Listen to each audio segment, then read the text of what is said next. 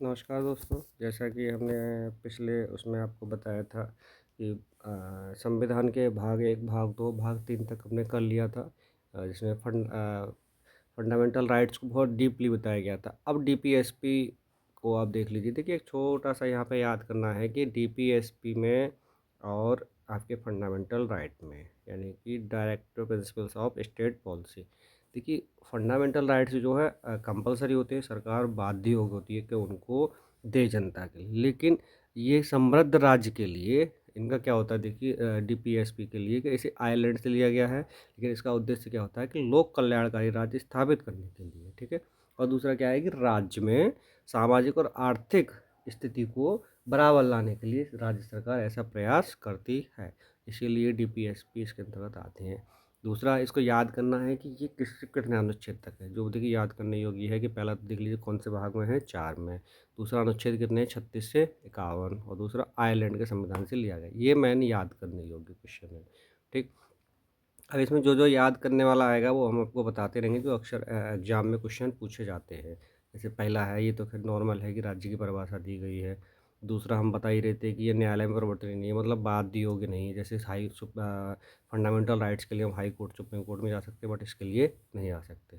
Last 38 देखिए। 38 क्या है कि राज्य एक ऐसी व्यवस्था बनाएगा जिसमें नागरिकों को सामाजिक, आर्थिक और राजनीतिक न्याय मिले, ठीक है। केटी शाह का ये कथन है। उसने क्या कहा था कि केटी शाह, एक कथन याद कर लीजिए, थोड़ा सा लेवल अगर हार्ड कर दिया तो कथन भी दे देता है, लेकिन ये यूपीपीसीएस लेवल का क्वेश्चन है, आरओ का है। ये पूछा जाता है कि राज्य के नीति निर्देशक तत्व एक ऐसा चेक है जो बैंक की सुविधा अनुसार अदा किया जाएगा, ठीक। अब आते हैं महत्वपूर्ण क्वेश्चंस पे जो अक्सर एग्जाम में आते हैं, और ये यूपीपी क्वेश्चन में आपको मिलेगा, चारों सेट में से एक यहाँ से क्वेश्चन मिलेगा ही मिलेगा। जैसे अनुच्छेद 39A क्या कहता है कि समान न्याय, समान कार्य और समान वेतन और निःशुल्क विधिक सहायता। ये 3 बिंदु याद कर लीजिए। समान न्याय होना चाहिए, समान न्याय मिलना चाहिए, समान कार्य के लिए समान वेतन मिलना चाहिए, और निःशुल्क विधिक सहायता दी जानी चाहिए, ऐसी राज्य व्यवस्था करे। अनुच्छेद 39 भी याद कर सकते हैं। सार्वजनिक धन का स्वामित्व तथा नियंत्रण इस प्रकार करना कि सार्वजनिक हित का सर्वोत्तम साधन हो। देखिए, ये एक तरह से कहा जाए मनरेगा जो चल रहा है, आप उसको देख सकते हैं कि मनरेगा जो दिया जाता है वो इसी के अंतर्गत दिया जाता है कि भाई सार्वजनिक जो धन आया हुआ है वो सार्वजनिक रूप से सभी के लिए डिवाइडेड हो। अगला देखिए 39C, ये भी यही है कि धन का समान वितरण हो। तो ये धन का समान वितरण करने के लिए ही मनरेगा को लाया गया है कि धन का जो है सभी सभी लोगों तक जो है पहुँचे और वो समृद्ध हो। लास्ट जो क्वेश्चन सीधे यही पूछा जाता है हिटेड कि ग्राम पंचायतों का गठन किस अनुच्छेद के अंतर्गत आता है, तो 40 के अंतर्गत। और दूसरा जो क्वेश्चन आता है एग्जाम में वो अक्सर आता है 39A का कि समान न्याय, समान कार्य के लिए समान वेतन और निःशुल्क विधिक सहायता किस अनुच्छेद में आती है, ठीक है। तो ये 2 क्वेश्चन तो आपको याद करने हैं इसमें। अच्छा, और इसी में लगे हाथ इससे जुड़े हुए याद कर लीजिए कि ग्राम पंचायतों का गठन हमारा किस किस संविधान में और क्या क्या डीपली किया गया था। तो ग्रामीण क्षेत्र के लिए क्या था, पंचायती राज व्यवस्था रही थी। ये 73 संविधान संशोधन 1973, यही सीधे ही आता है क्वेश्चन कि पंचायती राज गठन का कब गठन जो किया गया था किस संविधान संशोधन के अंतर्गत किया गया, तो ये 73 में संविधान संशोधन के अंतर्गत किया गया था 1993 में। और इससे कुछ जुड़ी हुई समितियाँ बनी थी, वो हम बाद में याद करेंगे, ठीक है। लेकिन बलवंत राय मेहता समिति ही मेन है जो आपको याद करना है, बलवंत राय मेहता समिति। दूसरा इसी में एक था ग्रामीण क्षेत्र। देखिए, दूसरा ग्रामीण क्षेत्र क्या था, ये नगर पालिका आती है, नगर निगम, नगर पालिका है, तो ये सारी चीज़ें ये हमारी 74वें संविधान संशोधन द्वारा, और यहाँ 1993 और कहीं कहीं आपको 94 भी देखने को मिल सकता है, ठीक। तो 93-94 में कन्फ्यूजन ना हो, बस इतना याद रखें कि कौन सा संविधान संशोधन था, 74 में था। अब हम बात करते हैं कि इससे थोड़े से आगे को चलते हैं। देखिए, धीरे धीरे ये जो है कुछ महत्वपूर्ण बिंदु हैं जो हम आपको बताते रहेंगे, और बाकी जनरली तो आपने सारे पढ़ रखे हैं, ठीक। अनुच्छेद 41 क्या है कि कुछ दशाओं में काम, शिक्षा और सरकारी सहायता पाने का अधिकार है। जैसे उदाहरणतः वृद्धा पेंशन, विधवा पेंशन और विकलांगता पेंशन, ये भी राज्य सरकार के अधीन आता है, वो चाहे उतने अमाउंट में ये दे सकती है। अगला है अनुच्छेद 42, न्याय संगत और मानवोचित दशा तथा प्रसूति सहायता। देखिए, जो महिलाओं के लिए प्रसूति सहायता का बंद किया गया है वो अनुच्छेद 42 में है। उदाहरणतः यह है कि गर्भवती महिलाओं द्वारा कठोर शारीरिक श्रम ना करवाया जाए, ये प्रसूति सहायता है, ठीक। या इनको छुट्टियाँ भी जो दी जाती हैं सरकारी विभाग वो जो जॉब करते हैं उन लोगों के लिए प्रसूति अवकाश भी दिया जाता है, वो भी अनुच्छेद 42 के अंतर्गत आता है। तो ये याद कर सकते हो। अनुच्छेद 43 जो है मजदूरी और कुटीर उद्योग को बढ़ावा है, ठीक है। लेकिन इम्पोर्टेंट जो है हमारा ये है अनुच्छेद 44 नागरिकों के लिए समान सिविल सहायता। मतलब समान सिविल सहायता से मतलब है कि सभी धर्मों के लिए आपको जो है समान नियम कानून अपनाने होंगे, ठीक। जैसे कि इसमें सबसे पहला सिविल समान सिविल सहायता जो थी गोवा ने लागू की थी और अभी हाल ही में उत्तराखंड ने लागू की है। ये यूपीपी के लोग याद कर ले हैं, यूपीपी के लोग, कि ये जो है उत्तराखंड उत्तराखंड में जो है लागू कर दी गई है, ठीक है। इसको याद कर लीजिए। चलिए, और अब देखते हैं अनुच्छेद 45। देखिए ये भी इम्पोर्टेंट है, इसमें जो संशोधन है वो आपको याद करना है। क्या कह रहा है कि बच्चों को 6 वर्ष की आयु तक बाल प्रारंभिक देखभाल और प्रशिक्षण प्रदान करना था। अब इसमें क्या था, आप आंगनबाड़ी वगैरह जो भी काम करती हैं या आशाएं हैं या जो एएनएम वगैरह है वो इसी के अंतर्गत आती हैं। इसमें जो संविधान संशोधन किया गया था इसी से संबंधित, तो 86वें संविधान संशोधन था जो हमने पहले ही बताया, ये मौलिक अधिकार में जोड़ दिया गया है अनुच्छेद 221। इसमें देखिए 2 तरह के संशोधन किए गए हैं, 0 से 6 वर्ष के बच्चों की देखभाल भी होगी और शिक्षा भी है अब यहाँ पे 3 वर्ष से 6 वर्ष तक के लिए, 3 वर्ष से 6 वर्ष तक, ठीक है। और दूसरा यहाँ देखेंगे अनुच्छेद 6 से 14 वर्ष तक के बच्चों के लिए निःशुल्क शिक्षा तो है ही है, ठीक। अब अनुच्छेद 45 की बात कर लेते हैं। 45 में क्या गया है कि SC ST और ओबीसी के लिए शैक्षणिक और आर्थिक हितों का बढ़ावा दिया जाएगा, ठीक है। जैसे कि ये आपका जैसे आरक्षण वगैरह कहीं कहीं पर क्षैतिज आरक्षण और उदार आरक्षण दिए हुए हैं, वो इसी के अंतर्गत आते हैं, ठीक। अगला आपको क्या देखिए अनुच्छेद यहीं पे हमको देखना है अनुच्छेद 47 के लोक स्वास्थ्य का सुधार करने पोषाहार को बढ़ावा। देखिए ये भी कहीं कहीं देखा जाए तो आपको जैसे पोषाहार को बढ़ावा है कि जो राज्य सरकार इसमें जो केंद्र सरकार ने ही जो है राशन फ्री कर रखा है, या आंगनबाड़ियों में जो है जाते हैं आंगनबाड़ी में वहाँ पे बच्चों के लिए पुष्टाहार वगैरह जो दिया जाता है वो इसी के अंतर्गत राज्य सरकार देती है, ठीक। शराब पर प्रतिबंध और जो है नशीली दवाओं का प्रतिबंध। नशीली दवाएं तो सभी को प्रतिबंध देते हैं, लेकिन शराब का जैसे बिहार राज्य है वहाँ पे शराब पर प्रतिबंध कर रखा है, ठीक। अब इसमें याद करने वाला जो बिंदु है वो ये 2 हैं, और 2 कौन-कौन से 48 और 48A। 48 में क्या है कि कृषि एवं पशुपालन का संगठन और संवर्धन, ठीक है। कृषि के लिए और पशुपालन के लिए सरकार जो है योजनाएँ लाएगी। अनुच्छेद 48 ये है कि पर्यावरण का संरक्षण और वन्यजीवों की रक्षा करना, ठीक है। ये आप पर्यावरण का संरक्षण और वन्यजीवों की रक्षा करना राज्य का वो होगा।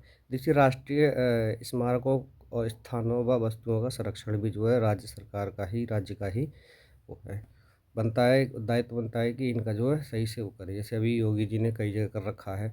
जैसे स्थान अभी देखा जाए तो खासतौर पर अयोध्या को लेकर देखिए कितना बढ़िया किया है, बनारस को कितना अच्छा वो कर रखा है, ठीक है। तो ये इसी के अंतर्गत आता है। महत्वपूर्ण याद करने वाला पॉइंट सभी यूपीपी के लोग याद कर लीजिए कि अनुच्छेद 50 जो आपको अक्सर मिलेगा। अनुच्छेद 50 क्या कहता है, कार्यपालिका को न्यायपालिका से अलग करता है। कार्यपालिका अपना अलग कार्य करेगी, न्यायपालिका अलग कार्य करेगी, ठीक। और अनुच्छेद 51, तो इसमें याद करने वाले जो महत्वपूर्ण बिंदु हैं वो कौन कौन से एक बार देख लीजिए, तो मैं आपको बता देता हूँ जो अक्सर एग्जाम में पूछे जाते हैं। इसमें सबसे पहला है ये हमारा अनुच्छेद 39A, ठीक। उसके बाद 39B, और उसके बाद 40 जो सीधे यही पूछता है ग्राम पंचायतों का गठन और इसके संशोधन पूछे जाते हैं, ठीक है।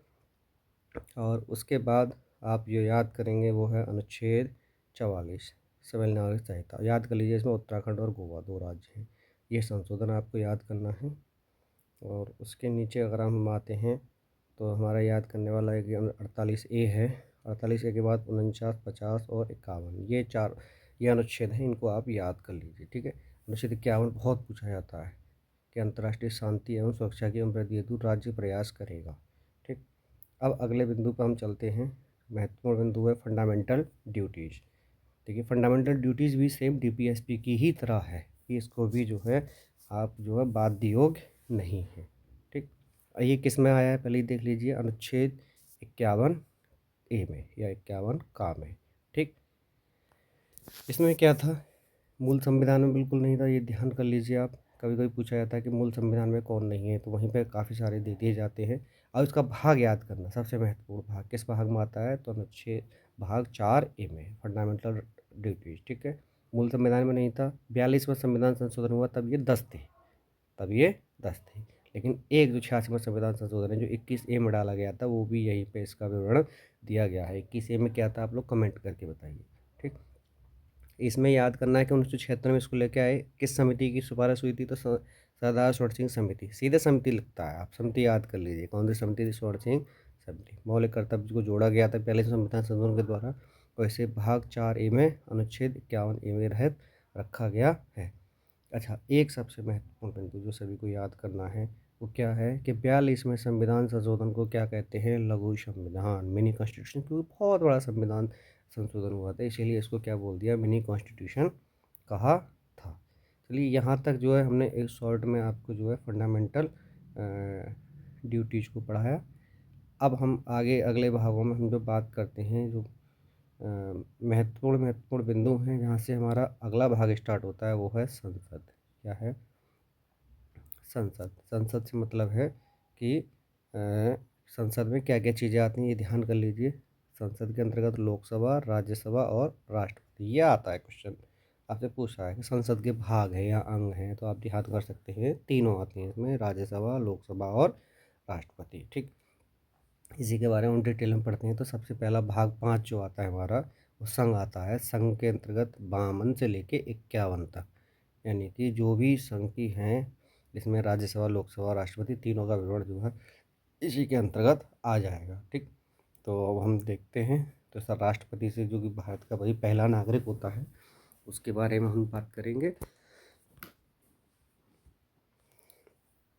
राष्ट्रपति की देखिए क्या है, पहला ये है कि भारत का ये पहला नागरिक होगा, और संवैधानिक प्रधान जिसे कहते हैं, देखिए देश का संवैधानिक प्रधान बहुत पूछा जाता है। संवैधानिक और नाम मात्र का, केवल नाम मात्र का कार्यपालिका प्रमुख होता है। देखिए वास्तविक प्रमुख कौन होता है भाई भारत में, प्रधानमंत्री, ध्यान रखना, वास्तविक कौन होगा, प्रधानमंत्री। ठीक है, और नाम मात्र का जो है हमारा होगा राष्ट्रपति। ठीक, और ये हमारा किसमें कहा गया है, अनुच्छेद 52 में।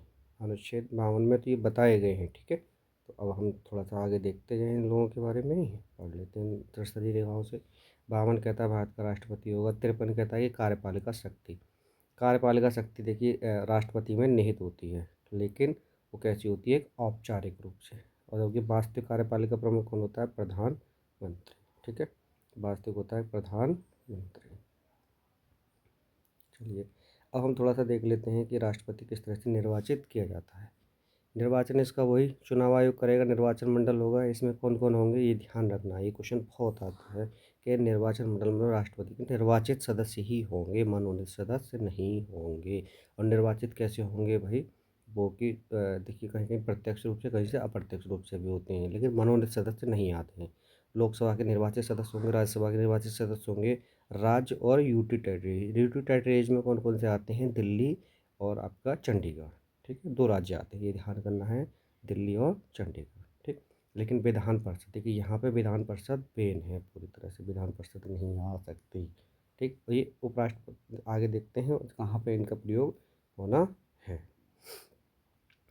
दूसरा अनुच्छेद 55 क्या कहता है, निर्वाचन की नीति बताई गई है कि किस तरह से इनको निर्वाचित किया जाएगा। तो एकल संक्रमणीय मत प्रणाली के द्वारा राष्ट्रपति को निर्वाचित किया जाता है।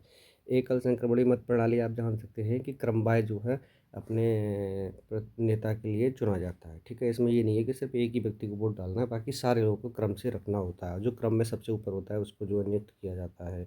अनुच्छेद 52 में क्या है कि राष्ट्रपति का कार्यकाल दिया हुआ है, ये महत्वपूर्ण है, क्वेश्चन याद कर लीजिए कि अनुच्छेद 52 में राष्ट्रपति का कार्यकाल है, लेकिन ये कब तक रहता है ये ध्यान रखना कि अपने पद पर धारण करने की तिथि से 5 वर्ष तक रहेगा। ठीक, और उससे पहले इनको जो है चुनाव कराना जरूरी ही है, चुनाव कराना ही जरूरी है। ये भी याद कर सकते हैं कि अनुच्छेद 57 क्या कहता है कि पुनर्निर्वाचन के लिए पात्रता, मतलब जो एक बार राष्ट्रपति बन गया वो दूसरे बार भी बन सकता है। अब इसमें एक ऐसे राष्ट्रपति रहे थे जो 2 बार राष्ट्रपति बने, वो थे डॉक्टर राजेंद्र प्रसाद। ठीक है, और भी हैं, लेकिन फिलहाल अभी एक उनको आप याद कर लीजिए, और चुनाव भी लड़ सकते हैं। योग्यता क्या है भाई, अनुच्छेद 58 नागरिक हो, और दूसरा इनकी एज याद कर लीजिए 35 वर्ष होनी चाहिए। ठीक है, और सबसे बड़ी बात है कि लोकसभा का सदस्य बनने योग्य हो। दूसरा लास्ट क्या है कि लाभ के पद पर ना हो। लाभ के पद से मतलब है कि वह किसी भी सदन का सदस्य ना हो पहले से। लोकसभा, राज्यसभा या किसी भी सरकारी सेवा में ना हो। निर्वाचक मंडल, देखिए इसमें कौन-कौन इनको जो है जब इनको अपना प्रतिनिधित्व बनाया जाता है राष्ट्रपति के पद का कार्यकाल, तो उसमें क्या होता है 50 तो अनुमोदक होने चाहिए और 50 ही कार्य प्रस्तावक होने चाहिए। राष्ट्रपति के, उपराष्ट्रपति के 20-20 होते हैं, ध्यान रखना। उपराष्ट्रपति के 20-20 होते हैं और राष्ट्रपति के 50-50 होते हैं। अनुच्छेद 59 क्या है, शर्तें दी हुई हैं भाई, क्या क्या है। शर्त ये है पहले ही कि उन्हें 15,000 रुपये जमानत राशि देनी पड़ेगी अगर वो पद एक हासिल नहीं कर पाते हैं वोट, तो उनको ये हो जाएगा। दूसरा, पागल या दिवालिया ना हो, ये उनकी मानसिक स्थिति ठीक होनी चाहिए। अब करते हैं अगले मेन बिंदु पे बात इनकी, कि इनको जो है भाई शपथ कौन दिलाता है। शपथ कौन दिलाएगा, मुख्य न्यायाधीश। मुख्य न्यायाधीश, सुप्रीम कोर्ट का मुख्य न्यायाधीश इनको जो है शपथ दिलाता है। उनकी अनुपस्थिति में क्या होगा, सुप्रीम कोर्ट का वरिष्ठ न्यायाधीश दिलाएगा, सुप्रीम कोर्ट का वरिष्ठ न्यायाधीश। अनुच्छेद 61 क्या कहता है, राष्ट्रपति पर महाभियोग। महाभियोग तब दिखाया जाता है कि या तो राष्ट्रपति किसी विदेशी राष्ट्र के प्रति प्रभाव में आ जाए, ठीक है, दूसरे देश के लिए वो करे, या संविधान का अतिक्रमण करता है, तब इनके प्रति महाभियोग लाया जा सकता है। महाभियोग की प्रक्रिया थोड़ी सी अलग है, लोग देख सकते हैं। महाभियोग की प्रक्रिया क्या है कि संसद के किसी भी सदन द्वारा लाया जा सकता है। महाभियोग लाने से पहले राष्ट्रपति को 14 दिन पहले लिखित सूचना देनी होगी, और जैसे सदन के प्रस्ताव द्वारा लाया जाएगा और उसके 1/4 सदस्यों के हस्ताक्षर होने चाहिए प्रस्ताव के साथ, ठीक है। दूसरा के थर्ड पॉइंट क्या है कि संसद के जिस सदन में प्रस्ताव पारित हो उस सदन के 2/3 सदस्य प्रस्ताव के बहुमत हों, उसके बाद दूसरे सदन में भी यही प्रस्ताव पारित होना चाहिए, 2/3 सदस्य, ठीक है, तब उनको पद से हटाया जा सकता है। चलिए, राष्ट्रपति के बाद अब हम संविधान के कुछ और महत्वपूर्ण बिंदुओं के साथ आपके साथ आएंगे। धन्यवाद। आप लोग ज़रूर रिएक्ट कीजिएगा, और चाहते हैं कि इस तरह से आपको कुछ महत्वपूर्ण जानकारी से साझा की जाए, तो आप लोग लाइक, सब्सक्राइब और शेयर जितना ज़्यादा कर सकते हैं करिए।